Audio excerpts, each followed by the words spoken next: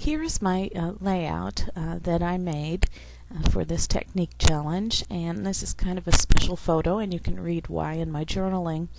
But our technique for today is going to be making a vintage type frame out of Dingbat fonts, and I'm going to be providing you with a link to where you can download this font here that I used.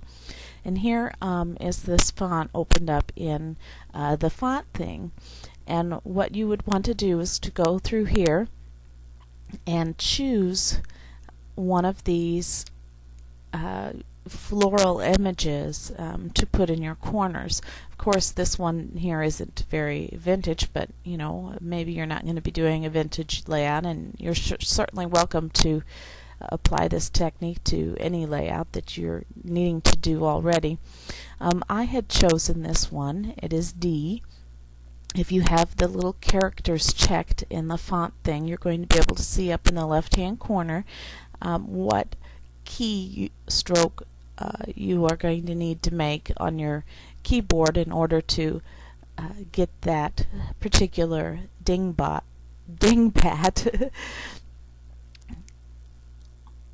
in your layout. And so let me eliminate a lot of this stuff on my layout so that we can work with this there, and I can show you how I did this technique. And so I'm going to activate my text tool, and this particular font is called Floralia, and so I'm going to select it. I'm going to make its size rather large. I'm going to choose a color,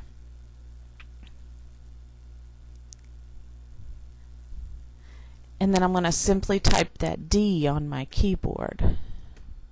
Oops, this first one was a lowercase d, so I got the wrong dingbat.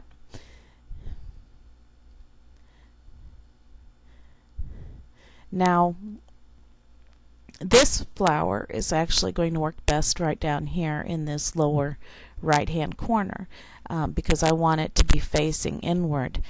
Some of them you may have to turn, manually turn to make them work.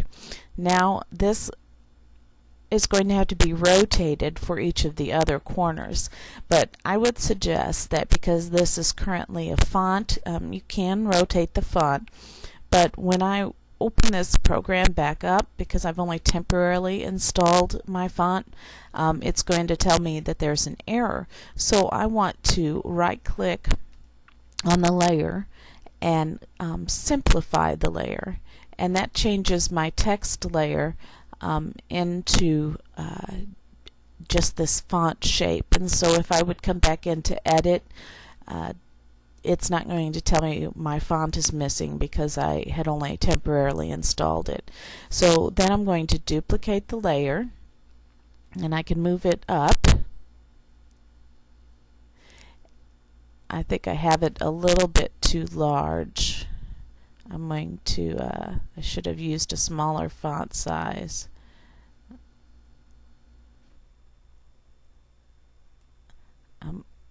I have temporarily hooked the two of them together.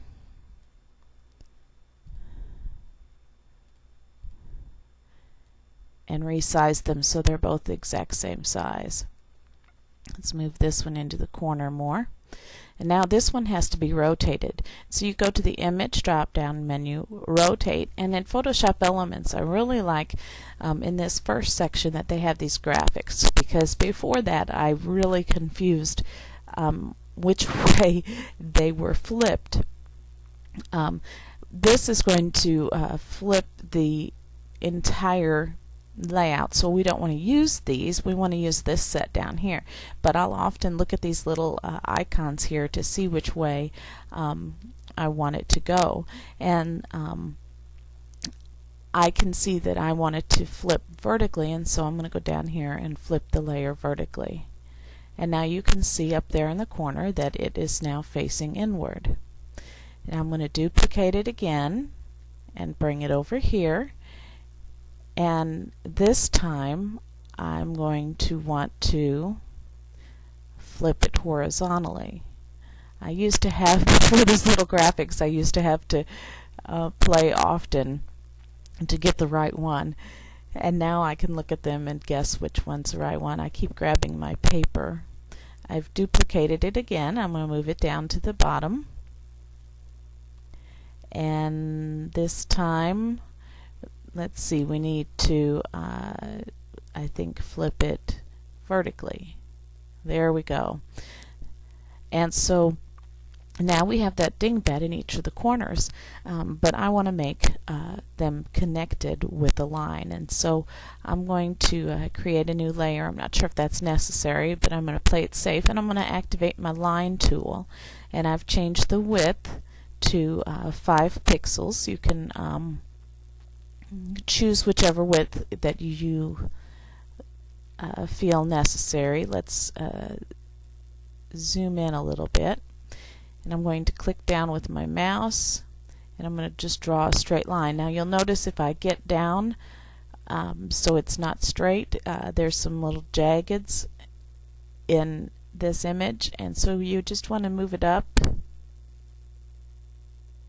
until there are none of those little jagged lines,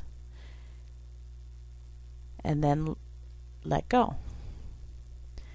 And then hit simplify, and now I have a nice thin straight line.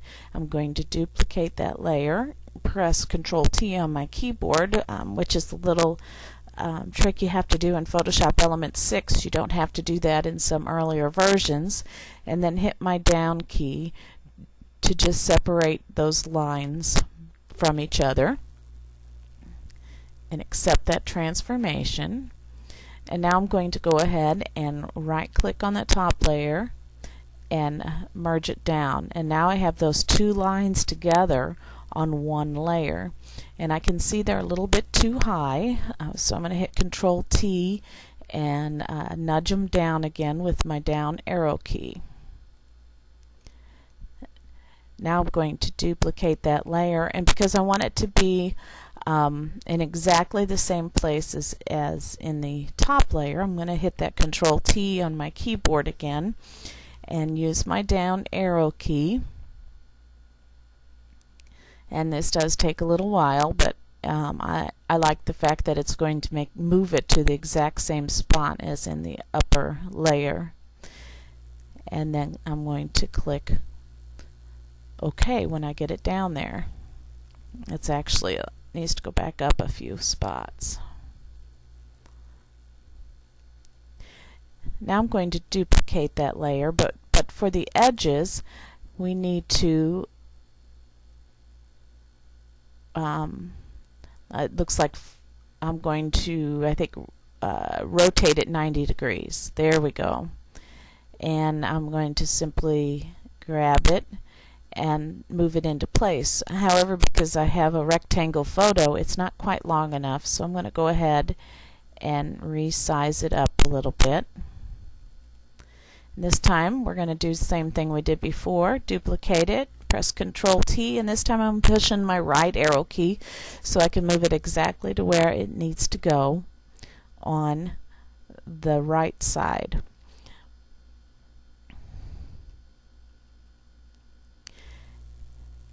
And there I have my frame.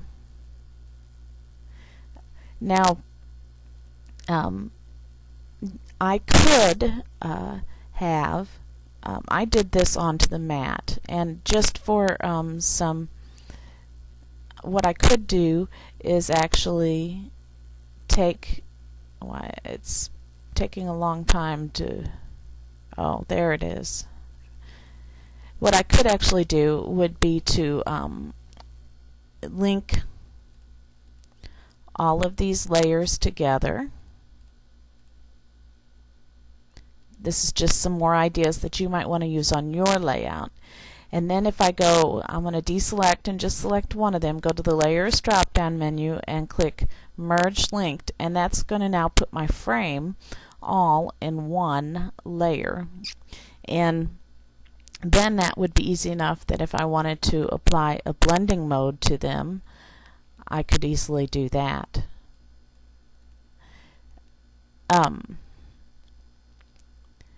You may want to, instead of applying it to a blending mat,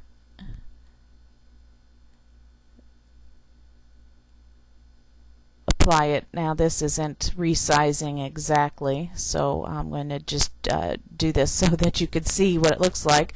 But now there it is. Let's see, I might need a different, well, if we just go back to normal, you can put it directly on your photo like that, and that also is a really nice technique to do. So to put it right on your photo looks really cool.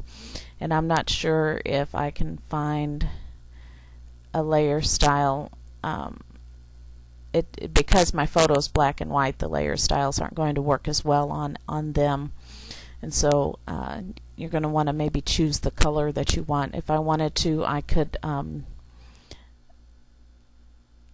choose an eyedropper, pick a color out of the background, and hold down my control key to get marching ants around this, and then edit fill selection with the foreground color, and then that would make my frame match the background. And then of course, if you want, you could always then apply a drop shadow or maybe even a bevel, which I don't like that bevel the way it looks. You'd have to play around to find one that looks good. That one's not too bad.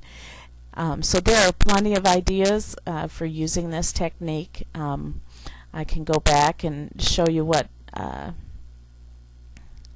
well, I've resized my photo. I'd have to resize it back down.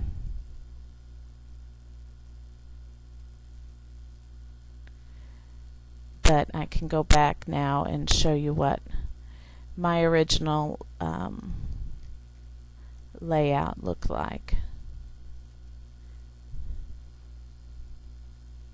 I'm missing something. There they are. And there's my original layout.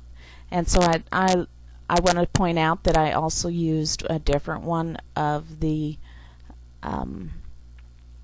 fonts, and I put it right here as a little doodle behind the frame. And so I look forward to seeing what you do with this technique and what kind of ideas you might come up to utilize it that are different than what I've used, and it's going to be fun.